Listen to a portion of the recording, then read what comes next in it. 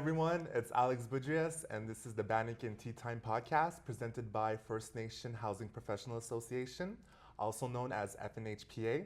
Today I have Rosie Charles with me, who is a board member of FNHPA. Thank you so much for taking your time to sit down with us today. It's a busy one, so we really appreciate having you here. Thank you very much for inviting me. Yes. So just to start off, basic introduction. Can you tell us a little bit about yourself and how you entered the world of First Nation housing? My name is Rosie Charles. I'm a Lac La Ronge Indian Band member. I've been in housing for 30 years. My first job would be with my band as a housing rental clerk. And I did that for 2 years, and then I got into becoming the housing coordinator at that time because our project manager was retiring, so I had to fill that role. During that time, I took a housing coordinator course for 10 weeks in Prince Albert through SIAS. So I successfully passed. And it was pretty funny. I have to tell the story because it was the first week of the course, and we were talking about material. And the instructor goes, "Hey, how many studs do we need to do the foundation?" And I'm like sitting there, and I'm like, "What is he talking about, studs?" And then I'm sitting there, and they kept on talking about studs, and I was like, "Oh, okay." And then I went like this, and I said, "What are studs?" And he goes, "Oh, well, that's me." And I said, so it was so funny. So to this day, I always tell that story because like I didn't have a clue about material, labor, so the codes, So blueprint reading. For our Yes. listeners who don't know what a stud is, it's not a handsome man. No, What's the stud it's you're a talking 2x6. It's lumber, right? So, yeah. So, and from there, I took that course, and it was pretty much all male in the course. There was another lady, but she withdrew from that. So I took that course, and I loved it. It was a lot of intense stuff like blueprint reading, national building codes, tendering, contracting, and then project management stuff. So all those I learned, and I just took it all in, and because I knew I had to get into this role as the next housing coordinator. Yeah. So I loved it. And then I got back home and filled that role for another couple of years, and then I became the housing manager there. And then I did everything within my community. I worked for my community for 11 years. Nice. So I did a lot of stuff, like I did new construction. The 1 year I managed over 100 houses being built. Wow. And that was the time of 1998 when the new funding came in for housing policy development and new construction. So that was one of my biggest tasks that I had to deal with, either with the contractors or just to that project management, So I did do that, and I learned a lot of stuff. I did fail at a lot of things, and I meant, you grow to learn how to, fix those mistakes and how can I do better. So that was some of the things that I learned when I was in housing. And then I had to move. My husband at the time was RCMP, so we had to move. So moved back to Prince Albert, and then was there for 2 years. I worked for FSIN at the time for a contract, and then I went for Prince Albert Grand Council as housing advisor. Okay. And I did that for 1.5 years, and then we got transferred. So I went back to, we moved to another town, and then I did consulting work. Okay. So during my consulting work, I just working with my community, and then I did some other contracts on the side when I was working for the two organizations. And I seen that there was a lot of things that we, in housing, what we needed to do, and that was the administration part. Okay. So I developed a tool as an assessment tool to work, in the communities, see what's happening in the housing department. You're looking at the records management, is that being maintained? The financial administration part of it, the management of it, Do they understand what the CMHC program was?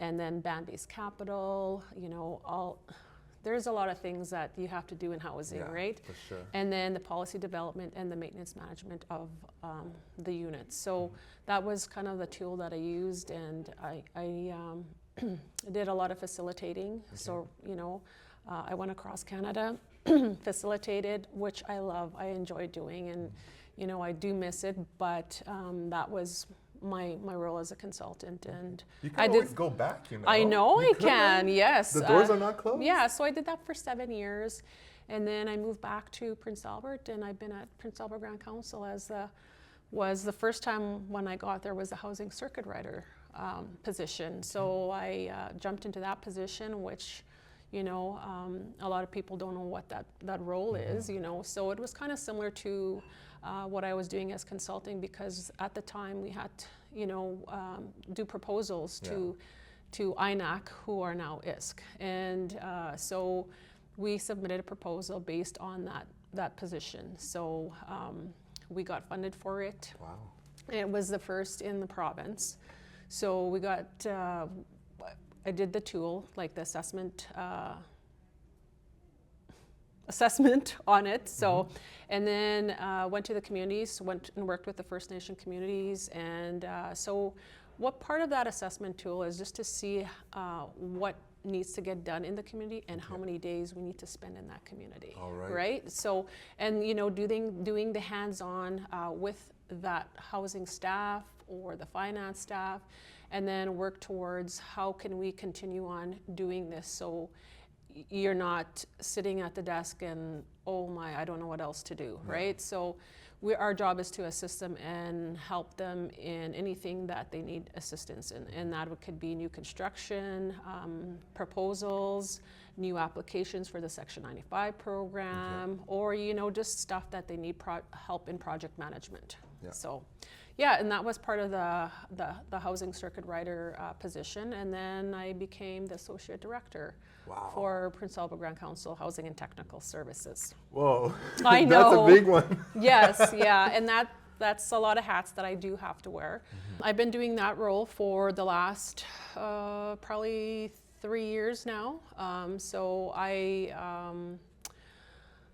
oversee the housing circuit riders, which is the housing circuit rider, our water treatment plant operators, and our building maintenance staff. So I have 7 men under my role. Yeah. And then I am the program manager for our inspection services for North District for Saskatchewan. So I assign inspectors that are under as our service providers that we have a contract with CMHC. And yeah, so when I do all that and and then doing other day-to-day duties within the department. Yes, I love it. It's a challenge, but I love doing that, and I'm always up for the challenge too. Good. You also have this big role, but you're also part of the board as vice chair for FNHPA. Like, when do you have the time for all of this? That definitely have to juggle, right? Yeah. The board is a wonderful association. I love the group we work with, but yes, we have to make that time because we all have that passion that we want to see our housing managers succeed. And I'll talk about from when I first started, I didn't have that, right? So I think that's one of our visions, and that's one thing that we always make sure that anybody that's coming into this new role as a housing manager, that they can have that support. Yeah. And they have the templates. They don't have to reinvent that wheel. It's there for them. And I always see that in the future, all our housing managers can have access to this knowledge center. For sure. You are also one of the first, I'm not going to say the first one, but the first batch of people who became certified FNHP members through their prior learning assessment recognition pathway,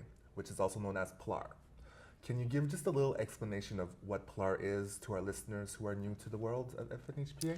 So it is an area where if you have been in housing for more than 7 years and you've had the work and the experience in that area. So I guess it's a self-assessment tool. So you have to assess yourself as to what work descriptive areas and the experience and how many years you've done it. So that's the tool that you have to assess yourself at. Needs improvement, has experience, you're successful, you're excellent at it. So that tool you have to take first to see where you're at. You have to get 2 sponsors, people that have known you in the housing field for that many time, and they're gonna sponsor you, they're gonna assist you, just saying, hey, I've known this person for the last 20 years that have been in housing, this is where they're strong at, just kind of selling yourself just so you can, that's part of the two sponsorship you have to get into place. And then you have the portfolio assessment. So that's where you send all your descriptive, all the stuff that you've done, your work experience, your education, your certificates, all that, and combine that and send that into send it to FNHPA, yes. which then they will assess it. Yes. And then you get your certification. Yeah, your designation. Yes. I like that. So I always tell people if you have more than that 7 years, then make sure you go through that if you want, and that I think most of our board went through that way because we've been in housing years for and a years. long time. We got some real experts, so good. Yes. I like that. Yeah. Well, congratulations. So, thank you. You didn't got to do the 2 years of schooling. No. Just like an example, a little story that you would like to share with us of a positive outcome that's related to housing during your time as a consultant. Yeah, I have probably quite a few, but there's a few that that I really that comes to heart. Working in a northern community in BC, it was an old colleague that asked me to go there and help the community. And she was the band manager at the time, and she said, "We need help, and I don't know who to look, ask, but you're the one that always comes to mind because I did some work with her back when I was doing consulting work in a community in Saskatchewan, and we always touch base. And she just said, "There's no other woman that I know that can help me in this community, and I just need you to come." And I said, "Okay, where am I going?" And she was like, "Well, it's in Bella Coola."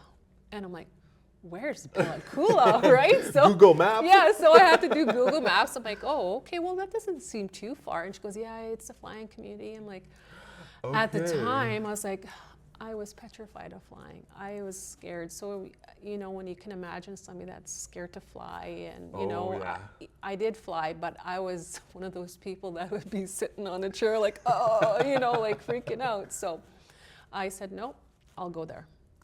So I went there, and they needed lots of help, and I was just like, "No, I'm gonna stay here and do this contract." And we got the policy going, and the community was so great, just very thoughtful and generous and humble people, right? Yeah. And so I worked with them for 6 months. Wow. And I'd go home.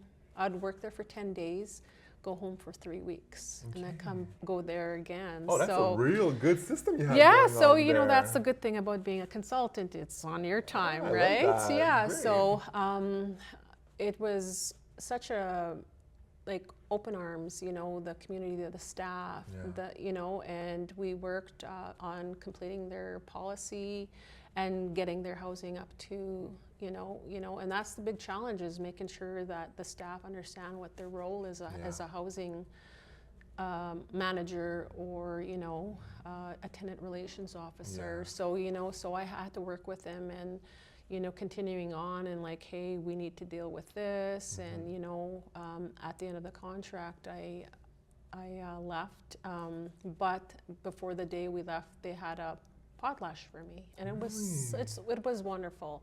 That's great. So I felt really humbled and honored for that. And you know, the community was like, well, whenever you want to come back here. And so You've it got was your place really, there, yeah. yes. So I always think about that, and that's one of my other Thank you. things that come to heart for me. Yeah. And you know, I have lots of stuff like, you know, building houses, you know, for, you know, building that partnership with banks and stuff like that Yeah. within our communities. And but yeah, no, that's one of my, Okay. yeah. It must have been gratifying. It must have felt really Absolutely. nice and well, you know, Yeah.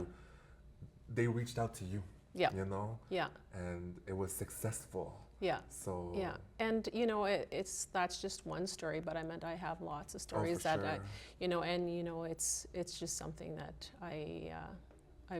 I put in a little thing right here all the time, Yeah. because you know, I have a passion for housing. I always have, you know, like one of our board members, Roxanne, when I first started housing, first time I went to a course in Calgary, and she was doing rental arrears management, and I'm like, oh, okay. And so it was funny, and she was like, oh man, you're gonna be a woman to reckon with. And she Yeah. always says that to me, and I, you know, that's one of the person that I looked up to, and I say, you know, I just love the way she presented herself, facilitated herself, and you know, how successful we can be in housing run as a business, right? And to this day, I always say that to myself and to people when I'm doing facilitating or talking to people. Wow, great. Yeah. So, just to end on a light note, I would like to know, what's your number one dream for FNHPA? What do you hope for? We are on a path that, you know, it's accelerating, you know, just the amount of things that are happening within the association and the staff itself, and how we see things that we want better for our housing managers down the road. And my probably one would be anybody that's coming new into housing. If it's either through the band or the First Nation, or somebody knows, you know, that they need help, or just want assistance, or just want to, you know, what their role is as a housing manager, don't be afraid to ask for that help from the association. Yeah. We're here to help you, and we want to make sure that we retain that position for that person in the long term, because when we talk about it, housing staff, that retention is not there, right? Because they'll stay, you know, for a couple of months, or some will stay there for a couple of years, and then they'll. And that's it. That's it, you know. So you don't hardly hear of staff staying in that position for, you know, 30 years, for a long time in their home communities, you know. So the ones that are there still, you know, over, you know, even 10 years, that's important, you know, because sometimes we struggle within that position, and then we kind of get frustrated. Is this, you know, it's a stagnant assignment, but like, do we love it? We do love it, because it's our passion. It is. And it's in our blood. Yeah. Thank you so much. I really, really appreciate you coming once again. Yeah. And giving us your time and your expertise and your knowledge and your stories. So why don't we have a little bit of tea and Bannock? Thank you. Thank you. Am I looking? Yeah, we're looking at each other. Yeah, Sometimes the eye contact's really intense. Kinda. I just want to say you're doing amazing. okay, thank you. Yeah. I'm catching everything. Yeah. Ways, learning. Oh gosh, what is it? Yeah. Learning. What? 1, 2, 3, 4, 5. Prior. Well, Yeah. that's what I got online. Okay.